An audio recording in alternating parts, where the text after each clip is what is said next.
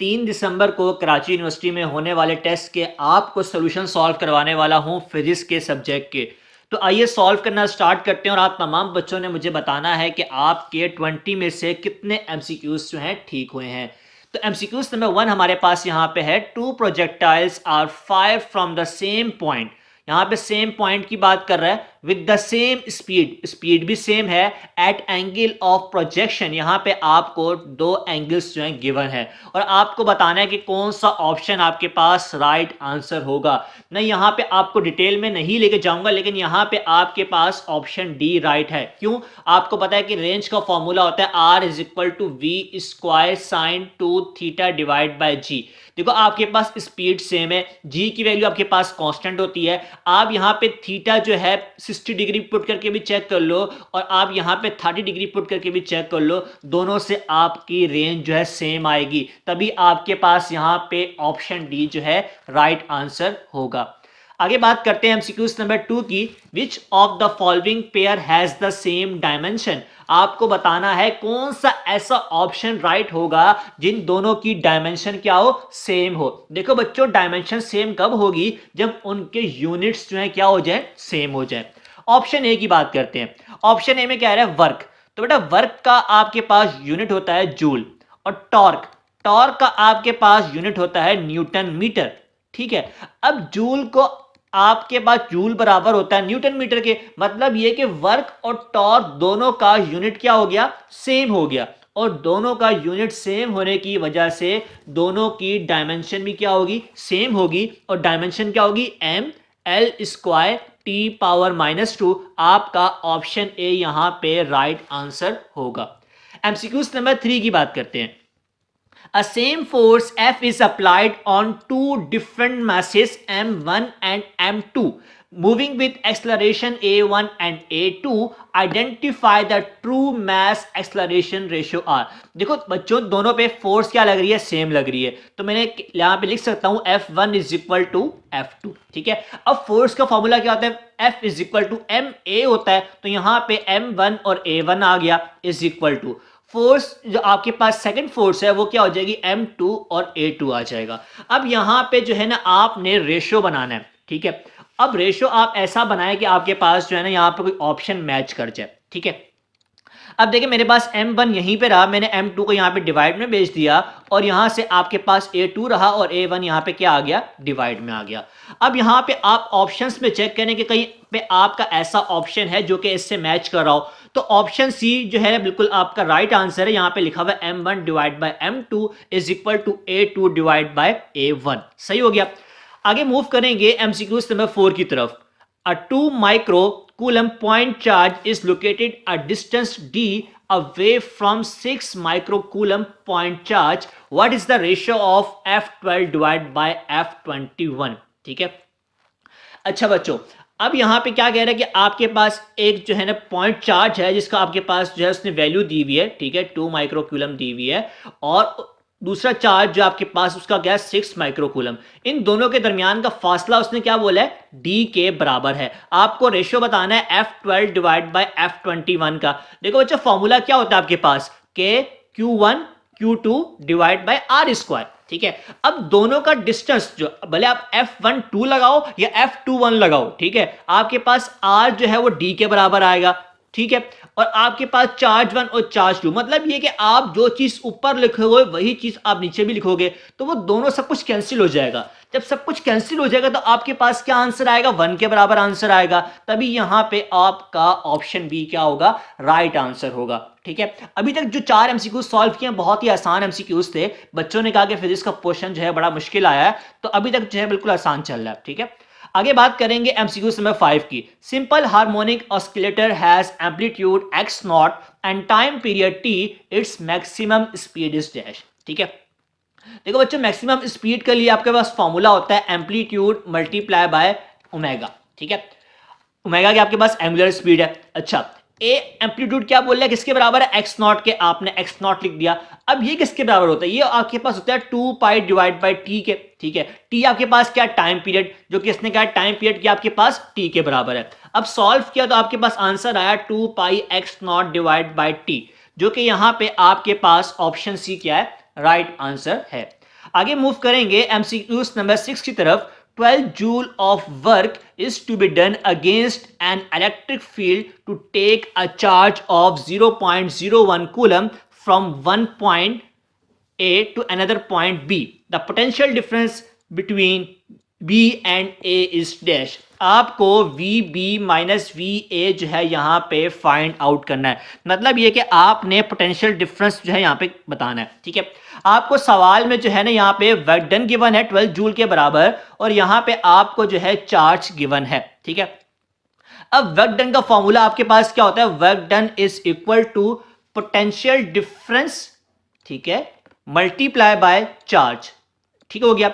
अब potential difference आपको find करना है तो आप work done divide by charge कर देंगे। वर्क डन आपके पास बराबर है 12 जूल के और डिवाइड में आपके पास चार्ज है 0.01 के। आपने सॉल्व करना है तो आपके पास जो है आंसर निकल के आएगा 1200 वोल्ट, जो कि आपका यहां पे ऑप्शन डी क्या होगा? राइट आंसर होगा। नेक्स्ट बात करेंगे एमसीक्यूज नंबर 7 की। If the line of action of the force passes through the axis of rotation or origin, then its torque is dash. देखो बच्चों, आप जब भी टॉर्क की बात करते हो, ठीक है, आपकी फोर्स कभी भी एक्सिस ऑफ रोटेशन से पास नहीं करनी चाहिए। अगर आपकी फोर्स एक्सिस ऑफ रोटेशन से पास कर रही है, इसका मतलब टॉर्क है ही नहीं वहां पर। टॉर्क कब होगा? जब आपकी फोर्स जो है एक्सिस ऑफ रोटेशन से पास ना करे, तब आपके पास जो है टॉर्क जो है जनरेट होता है। इसका मतलब आपका यहां पे ऑप्शन बी क्या कहलाएगा? राइट आंसर कहलाएगा। ठीक है, एमसीक्यूज नंबर 8 की बात करते हैं। एसी जनरेटर को आपने कन्वर्ट करना है डीसी जनरेटर के अंदर। बहुत ही मशहूर जमाना एमसीक्यू से आपकी इंटर के अंदर भी आया होगा। ठीक है, यहां पे बोला जा रहा है कि स्लिप रिंग को किस चीज से रिप्लेस करते हैं जब आप एसी को डीसी में कन्वर्ट करने चाहते हो, तो आपके पास यहां पे ऑप्शन आएगा स्प्लिट रिंग का, जो कि हमारा यहां पे ऑप्शन ए राइट आंसर है।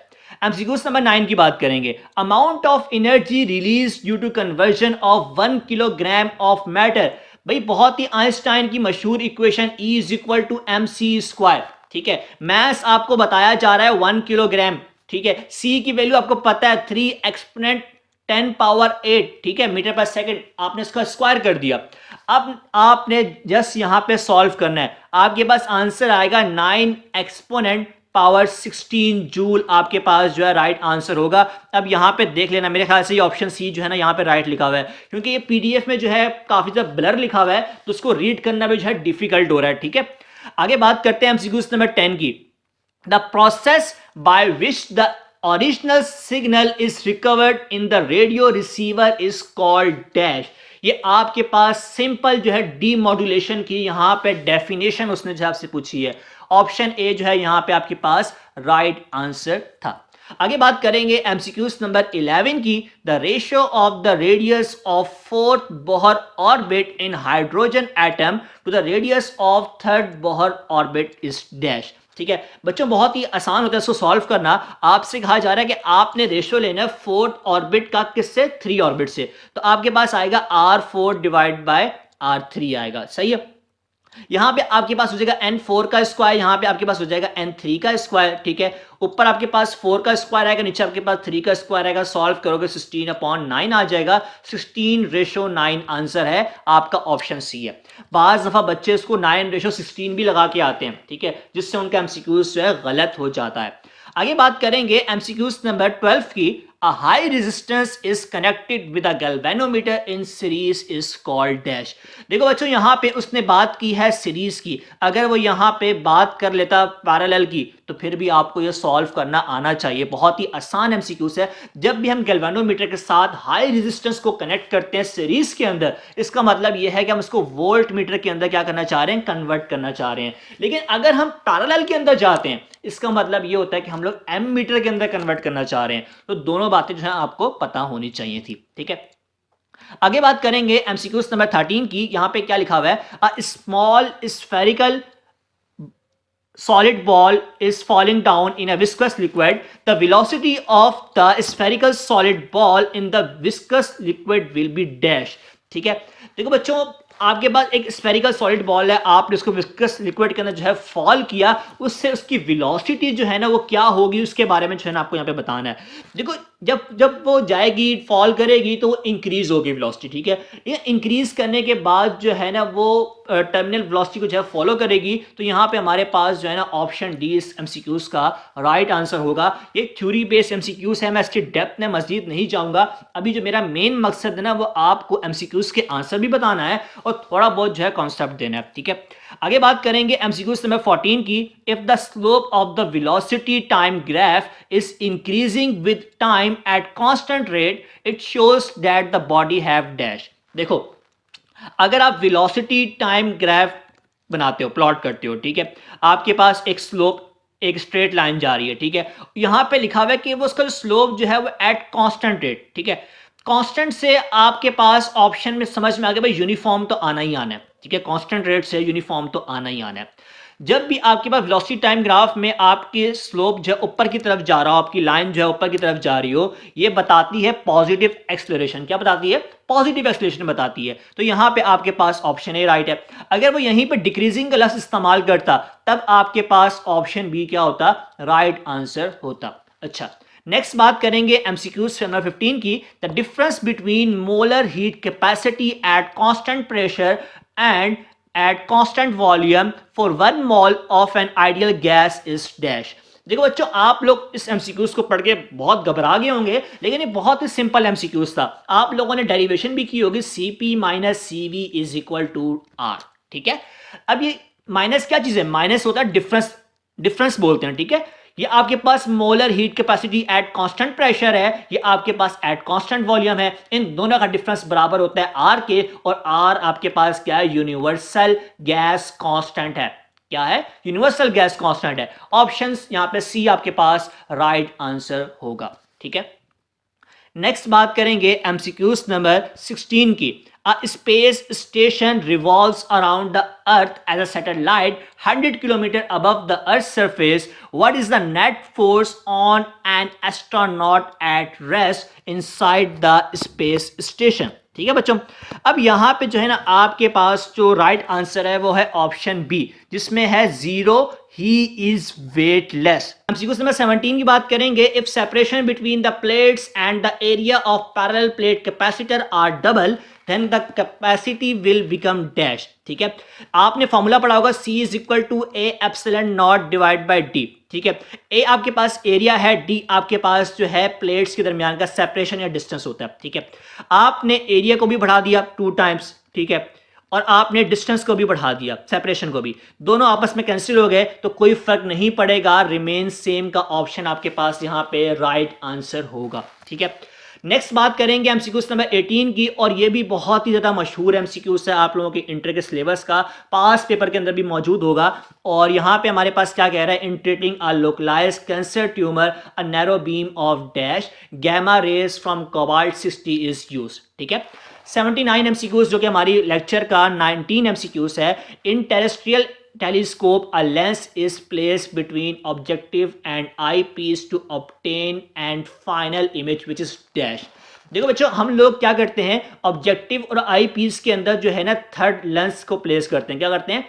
थर्ड लेंस को प्लेस करते हैं। और उसका पर्पस क्या होता है? उसका पर्पस ये होता है कि हमारे पास जो फाइनल इमेज फॉर्म हो ना वो इरेक्ट हो। क्या हो? इरेक्ट फॉर्म हो। तो ऑप्शन सी आपके पास यहां पे राइट आंसर होगा। लास्ट एमसीक्यूज जो है हमारे पास फिजिक्स के पोर्शन का, इसमें क्या कह रहा है कि when a wave is reflected from a rigid support the phase change in the wave will be equal to dash. देखो बच्चों यहां पे वो आपको कंफ्यूज भी करके दे सकता था। यहां पे उसने रिजिड सपोर्ट की बात की है, ठीक है। और रिजिड सपोर्ट के अंदर जो हमारे पास फेस चेंज होता है वो बराबर होता है फाई के, ठीक है। वो क्या बराबर होता है? पाई के बराबर होता है, ठीक है। लेकिन अगर वो यहां पे आपको रिजिड सपोर्ट का लफ्ज इस्तेमाल ना करता, ठीक है, तो उस टाइम आपके पास यहां पे